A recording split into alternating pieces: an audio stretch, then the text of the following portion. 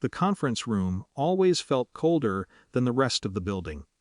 Not physically, no one else ever mentioned it. But in the way voices behaved there, they flattened, softened, lost their edges. I kept my attention on the legal pad in front of me, writing the date carefully at the top corner. The ritual mattered. Ink steady. Margins straight. If I focused on structure, I didn't have to think about tone. My father stood at the head of the table, one palm resting on the polished surface, as though the company itself needed anchoring. He wore the expression he used for announcements that weren't open to discussion, controlled optimism, a trace of fatigue, reassurance practiced in advance. "We're selling the company," he said. No preamble, no build-up. A soft exhale circled the table. Relief from some, surprise from others pretending they had expected it. Someone murmured, "Finally." A chair creaked as a vice president leaned back, arms crossing with the satisfaction of a prediction fulfilled. I wrote the sentence down word for word. "We're selling the company." My handwriting didn't change. Years of meetings had trained my body to remain neutral even when my thoughts weren't.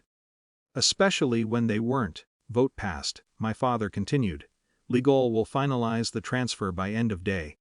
Pages turned, pens clicked. The buyer's representatives exchanged small nods, efficient and already forward, looking. They had the polished stillness of people who stepped into finished stories, not messy ones. No one asked how I felt. I wasn't sure what expression I wore, but I knew the one they saw: dependable, quiet, good with details. Present but peripheral. The one who stayed late to reconcile numbers and left early from arguments. I kept taking notes. A memory drifted in without permission, standing in this same room years ago after graduate school, offering a restructuring proposal I'd spent months preparing. My father had skimmed the executive summary, praised the effort, and passed the idea to an external consultant 2 weeks later. "It'll sound more objective," he'd said then. "Less personal." Around the table now, conversation moved quickly to transition timelines and retention packages. The language of departure disguised as progress. I underlined retention packages. "Any objections?" my father asked. He didn't look at me when he said it. The question floated generally, ceremonial, a pause shaped like courtesy rather than invitation. No one spoke. My pen hovered just above the paper. A small, suspended moment that would have been invisible to anyone not watching for it. I reviewed the line items on the agenda.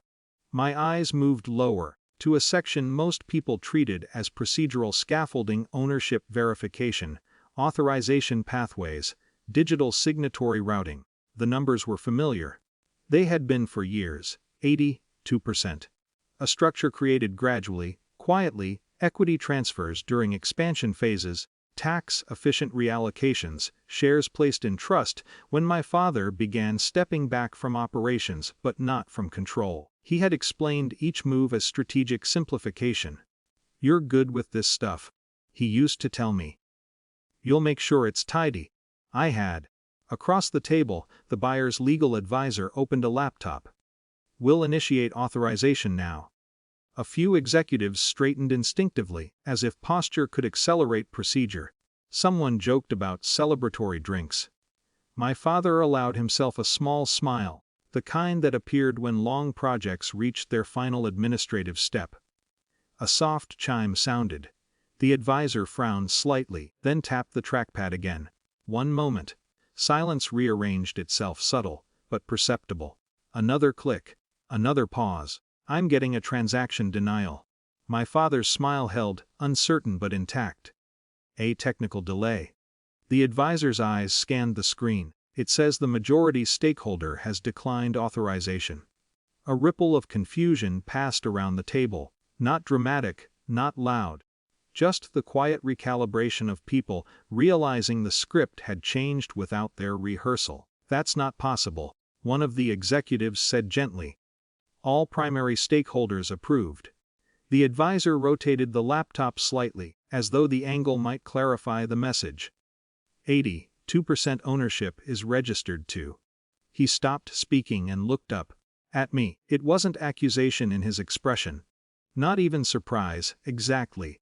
More like the precise moment a puzzle stops resisting assembly. My father followed his gaze.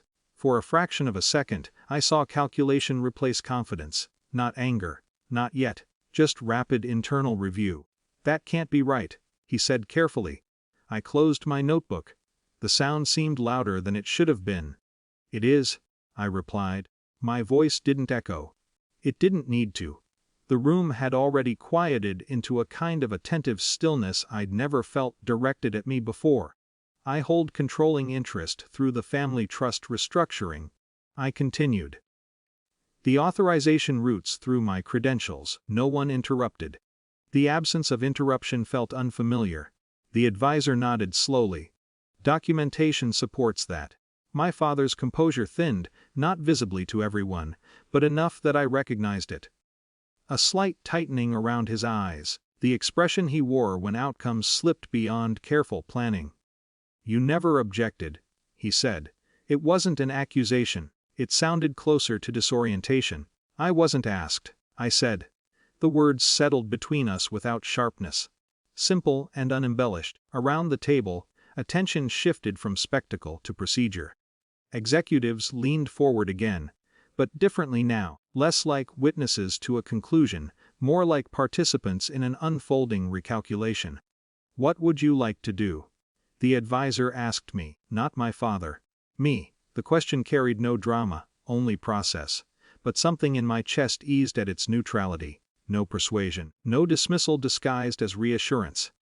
"I'm declining the sale in its current form," I said. "The valuation undervalues long-term divisions and employee equity conversions weren't addressed."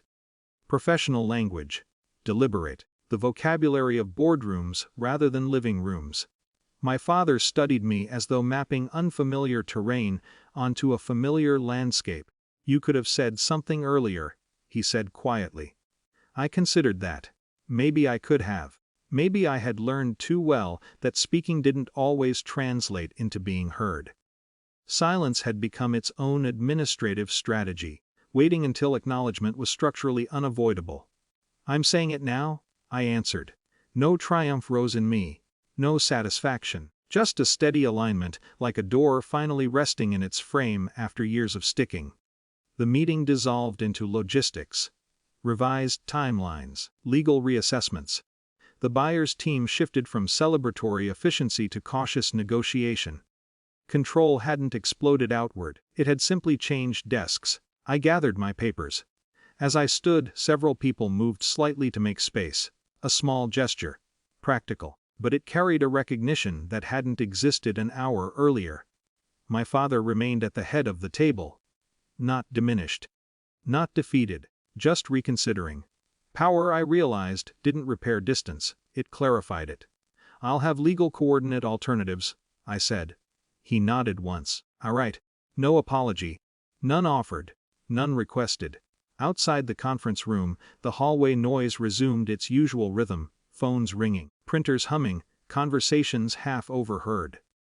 The company continued, unaware of the quiet shift that had just altered its direction.